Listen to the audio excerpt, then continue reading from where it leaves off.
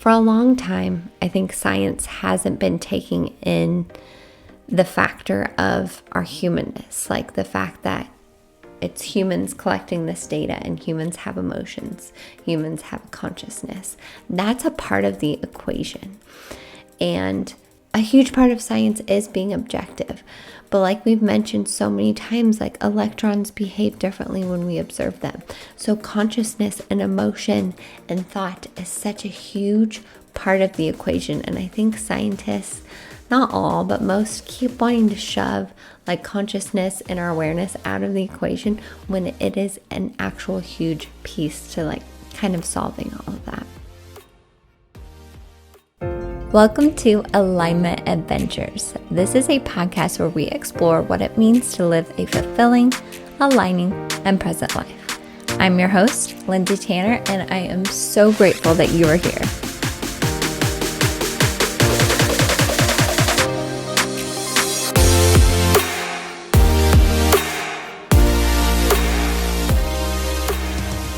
Hello, my loves, and welcome back to Alignment Adventures. I am so excited and grateful that you are here because we are going into another episode where we dive into the connection between science and spirituality. So this is almost like part 2 in that series. I have no idea how many parts there's going to be, but if you missed part 1, go back and listen. Also, if it ever sounds like I'm talking quieter in these episodes, it's because I'm trying to talk quieter.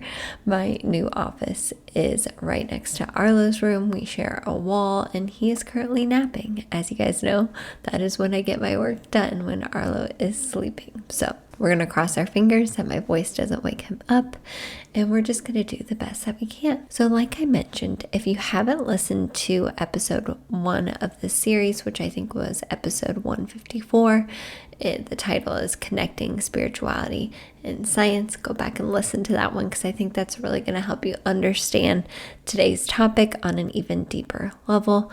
Now you may be wondering, why is Lindsay getting all sciencey on us? Well, I explained in the last episode my absolute love for science and my background in science, but I also think it just gives our mind a permission slip to fully believe a lot of the things we discuss on here.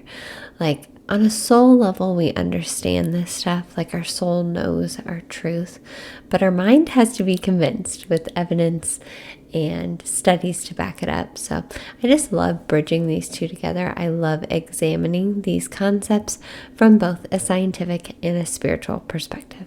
But just to quickly review what we've been discussing. So I gave you the definition of science and spirituality. We talked about the differences and the connections between the two.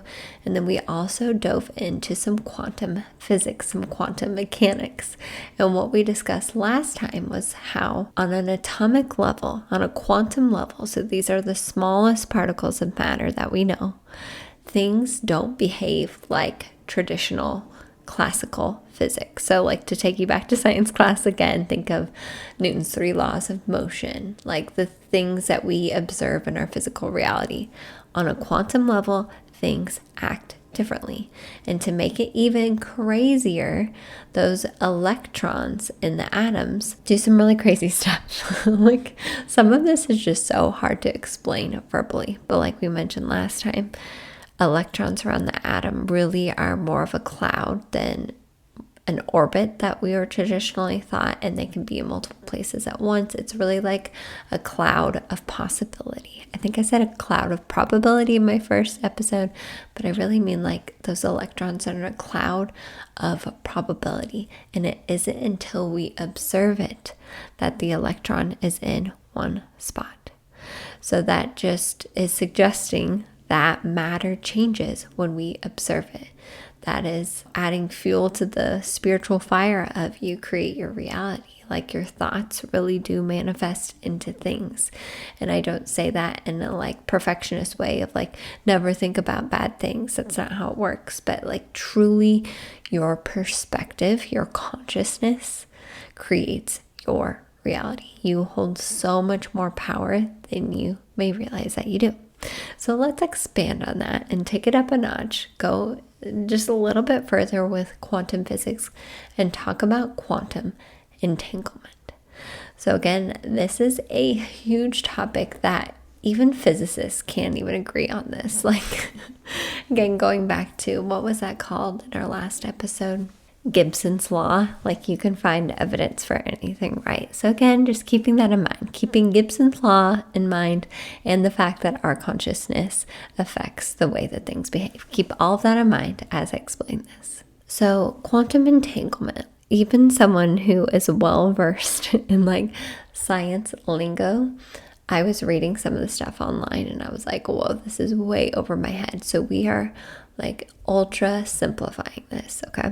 Like, I just think some of these concepts are too complex for us to even have words for, to explain. So we try to explain them using our limited human language and our minds, but I think it's just beyond the mind. It's beyond what we can know and understand. But if you're like me, it is still fun to try to understand these things, to try to quantify or qualify these things and describe these things.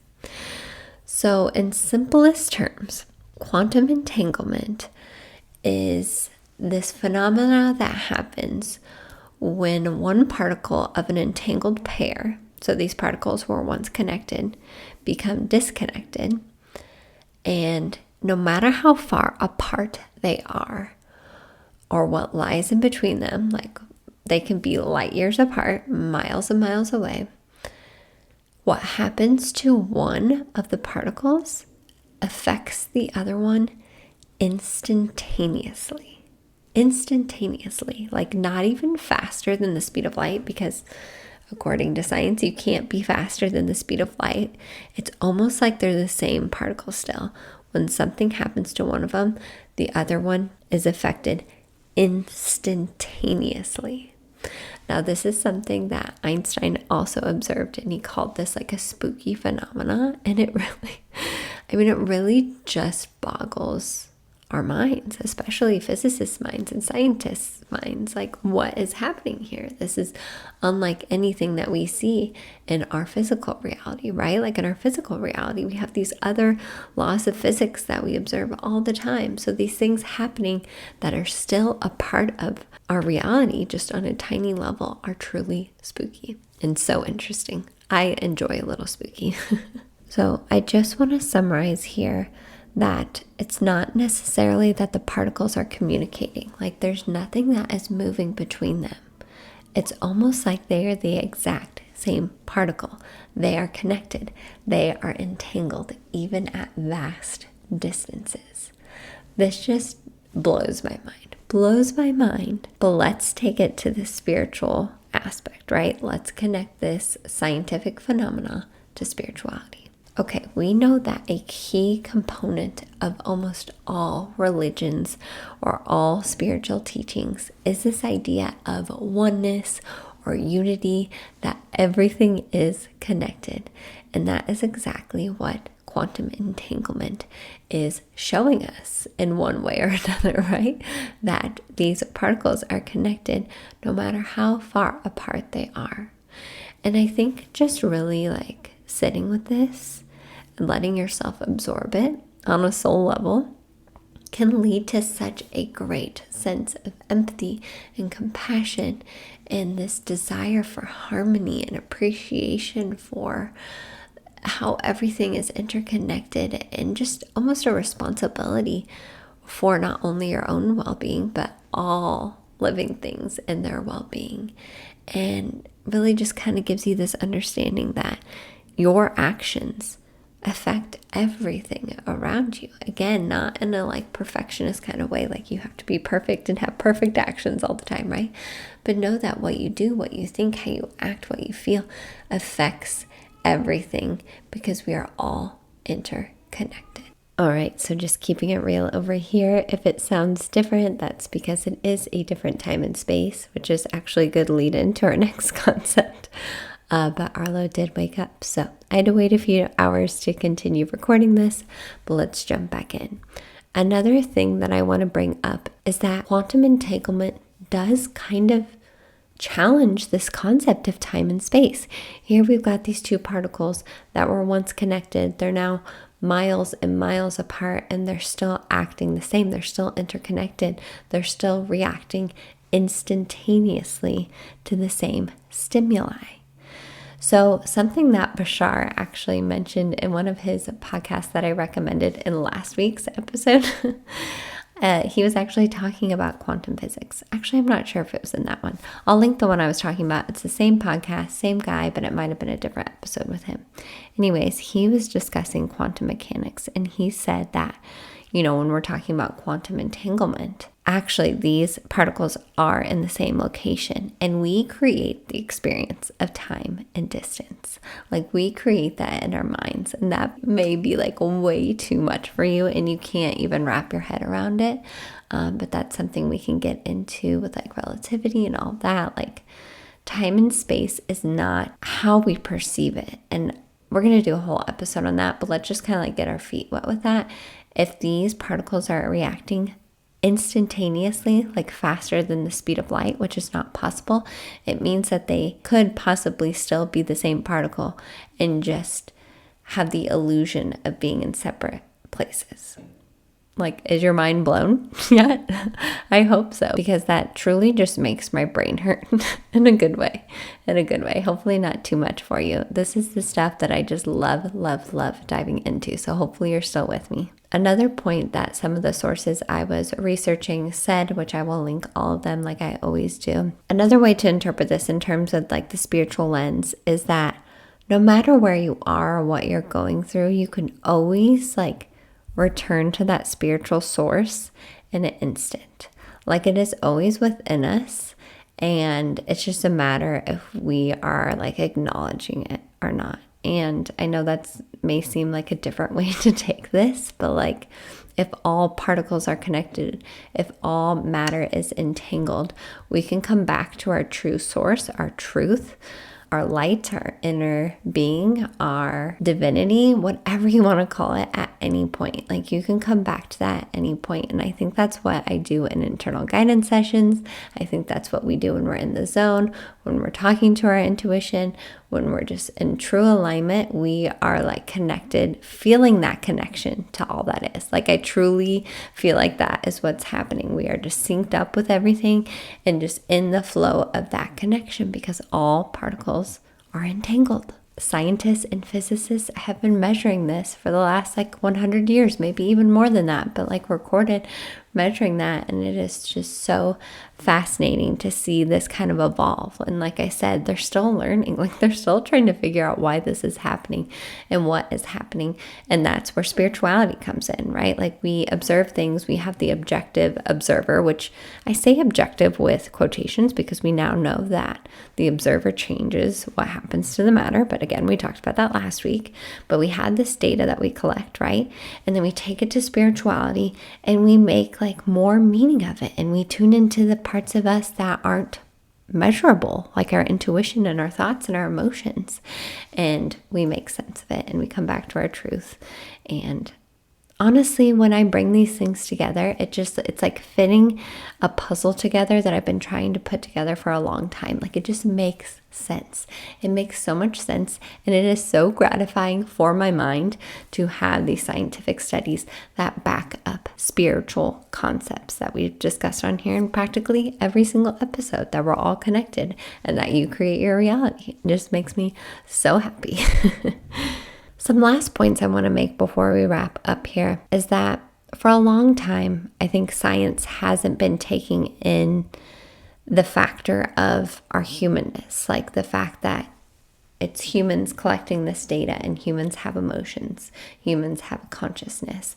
That's a part of the equation. And a huge part of science is being objective. But like we've mentioned so many times, like, electrons behave differently when we observe them. So consciousness and emotion and thought is such a huge part of the equation. And I think scientists, not all, but most, keep wanting to shove like consciousness and our awareness out of the equation when it is an actual huge piece to like kind of solving all of that. And with that, another article I read, like this person, I don't want to say was a pessimist, but they were an agnostic, I think it's called. And I may be quoting this wrong. I'm actually going to look it up really quickly. Okay, here's the definition from Google, because I get all of these confused sometimes, like atheist, agnostic, There's so many other ones, but an agnostic is a person who believes that nothing is known or can be known of the existence or nature of God or of anything beyond material phenomena. A person who claims neither faith nor disbelief in God. So it's a person that is just like saying they don't know. Like they've looked at all the evidence and they can't say for certain which part is true. And I get where people are coming from with that. But again, as a deeply spiritual person, like I just feel it in my body when something feels true for me. And again, we're all creating our own reality. So we all have our own truths, like so many rabbit holes here, right? But with that being said, I think it comes to a point where we do have to be okay with not knowing for sure. Like I've said so many times, it is so fun and interesting and aligning for me to research these things. But in the end, nobody knows for sure.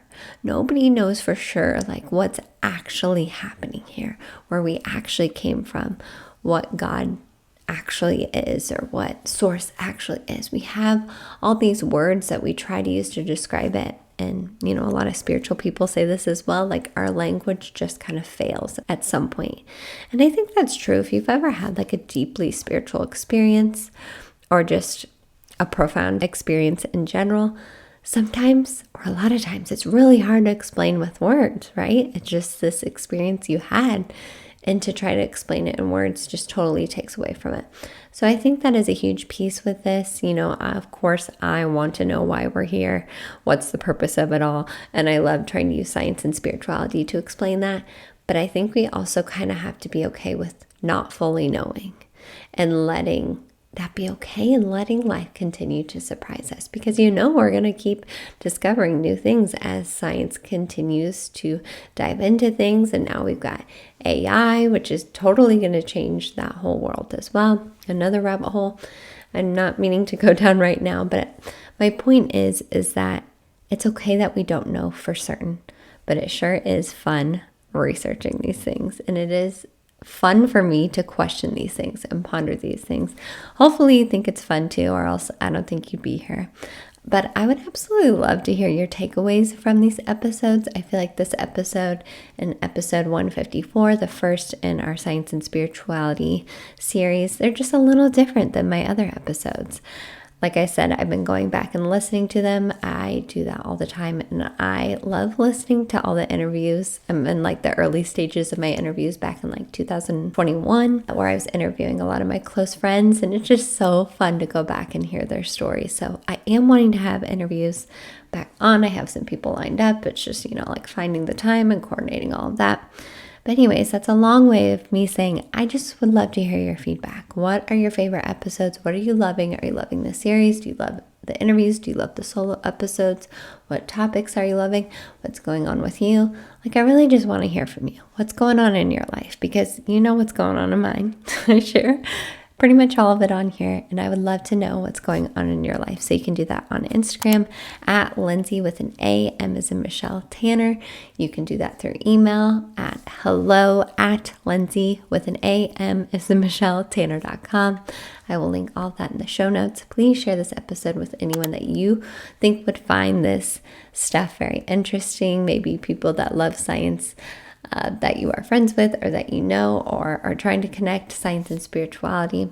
One more thing I forgot to mention: if you are a local person that lives in the St. Louis area, I will be teaching yoga classes every Monday at 6:30, at least for the time being, at the Healing Path in Arnold, Missouri. I can't wait to tell you guys this story of how this opportunity flowed so well. It was so synchronistic. And I'm also teaching a few Sundays in January, the 14th and 28th at 1 p.m. So if you're in the area, if you love yoga, if you love the things I talk about, I would love to see you there. And of course, if you're not in the area, I have a ton of yoga flows up on my YouTube channel. I'm just sending you all so much love, all the highest vibes. Remember that you are the creator of your reality. Remember that we are all connected. So hopefully you can feel that love and high vibes. And of course, I will see you in the next episode of Alignment Adventures.